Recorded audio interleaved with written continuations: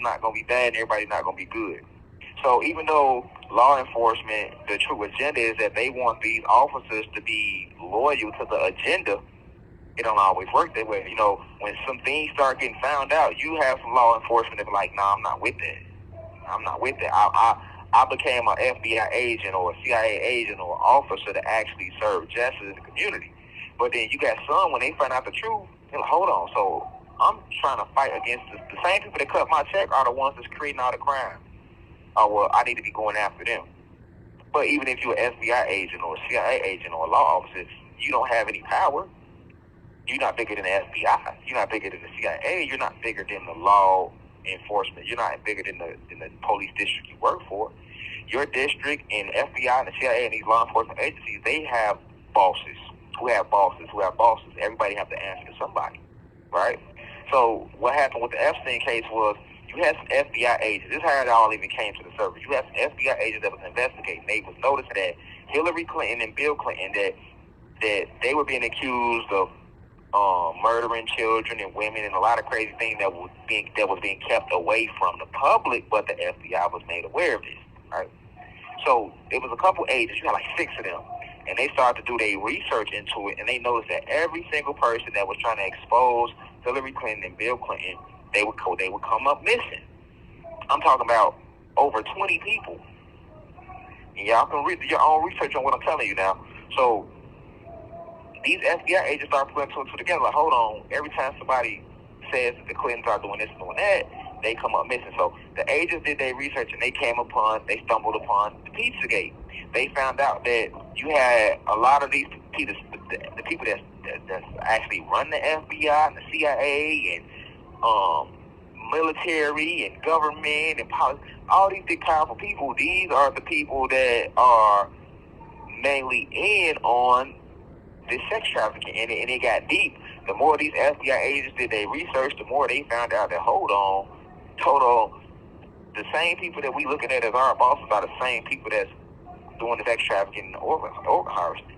All these kids going missing and this and that, and they FBI agents, so they already trained to do top-notch surveillance.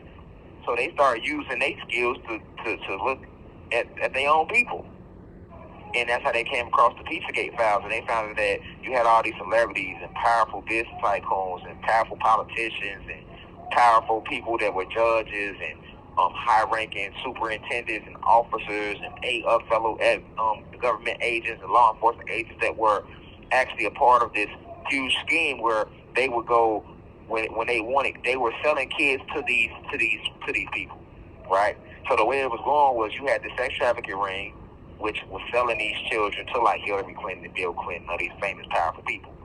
And they would use a code. They wouldn't say, hey, well, I want kids. They would say, hey, I need pizza. So if I want 1 kid, I need 1 slice of pizza or 1 box of pizza. If it's 2 kids, I need 2 boxes of pizza. And then, as they was doing their research, it was like one night, Hillary Clinton and Bill Clinton was both talking about they needed pizza, and they spent $10,000 on pizza. So, the FBI agent's like, wait, hold on. They can't be really ordering pizza, because who the hell is going to spend $10,000 on pizza? Right? They doing these 6 agents was doing their research. Like, hold on. Doing their homework. Hold on, this ain't adding up. So they got to find out that the pizza is actually a code name for children. And then that's how they really got on the trail. And they got to notice how many powerful people was using pizza. Right? So then they end up, it was one of the children that was actually raised in the sex trafficking rings. That they never murdered him though, but they would bring him to the sex trafficking events, right? And he started making little YouTube videos. His name was Tony, and these agents was able to get in contact with him, and they got the full detail to everything that was already going on with Pizzagate. And then by researching Pizzagate, it eventually led them to Epstein, right? And when they got on Epstein's trail, they couldn't believe it because he was respected in the community as a billionaire tycoon. So they would never think that, right?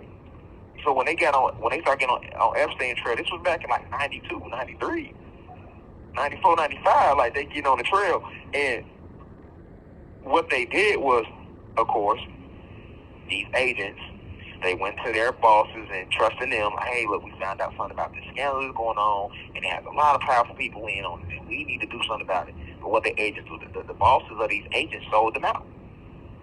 And what happened? Those 6 agents that was on the trail, that found out all the truth about Hillary Clinton, Bill Clinton, and all these powerful people and celebrities that were in on this, they went missing. They were silenced. They no longer work for the FBI. They went missing. See what I'm saying? Because you got to think, I keep telling you, they don't run shit. They have the original 12 families run this shit. So it don't matter who you is. If you work for the FBI, CIA, education, rapper, actor, you trying to speak some truth, we gon' get rid of you. Right? So, but it was too late. These agents had already leaked out the story about Pizzagate and that shit, the internet, and boom, it blew up. So you talking 2014, 15, it really started picking up momentum. You know what I'm saying? By 16, it was huge. Pizzagate. Right?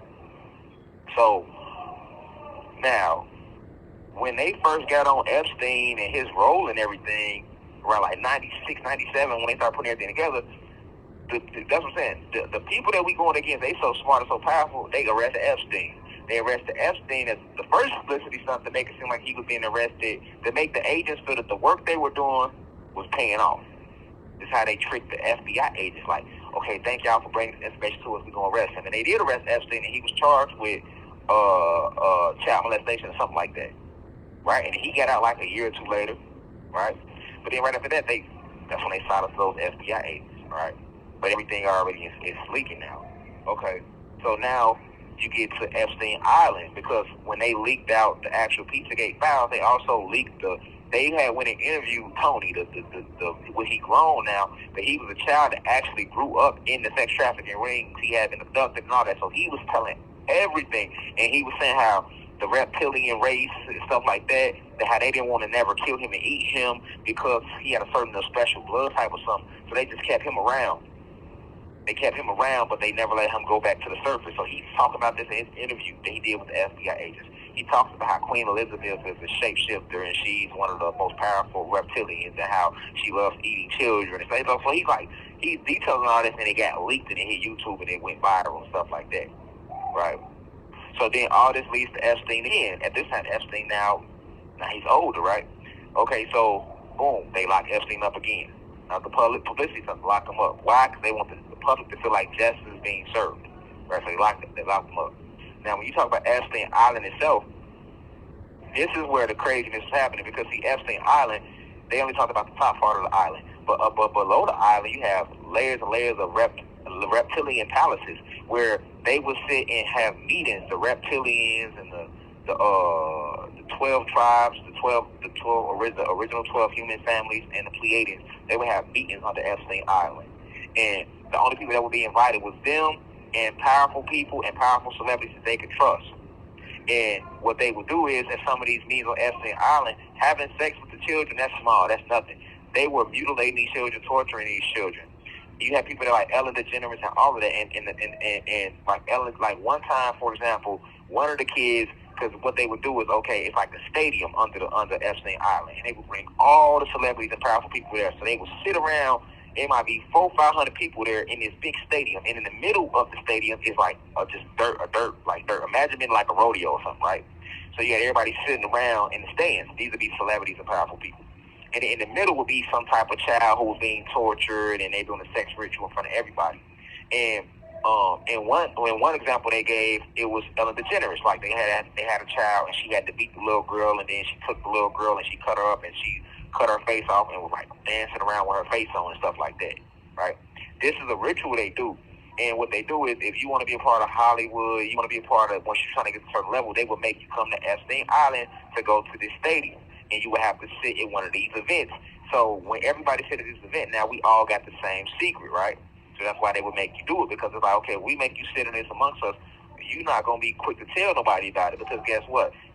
If you sit in this event and you don't tell nobody about it, when you do finally tell somebody about it, the first thing they going to think is, okay, so you sat in there with that and watched it too. A person going to look at you like you participated. So the average person, if they was forced to sit in that too, they not gonna say nothing. So then the elites, they hold this over your head as a secret to keep you locked in in the society. In what this is what you talk about. We talk about selling your soul, and it get way deeper than what people is just saying on the surface. You had these circus events, these. Peace to the gods and goddesses of planet God. Peace, meaning positive energy always creates elevation. Peace to all the high vibration human beings. Peace to the ancestors for working through me. If you wish to see this full video, please head over to our official online website, www.theuci.online, and click on the video tab. Also, you can click, the shortcut to this video is to click the link below. It will be in the pinned comment in the comment section below. You can click the link and it will take you directly to this video so that you can watch this full video. Please be sure to continue to spread the message via social media. Use the hashtags on TikTok, Rashad Jamal, and hashtag free Rashad Jamal. Be sure to continue. Thank you for everyone that's donating to the university and for those who are subscribing to the online website. And to purchase official crystals, please visit the website as well. I love you all.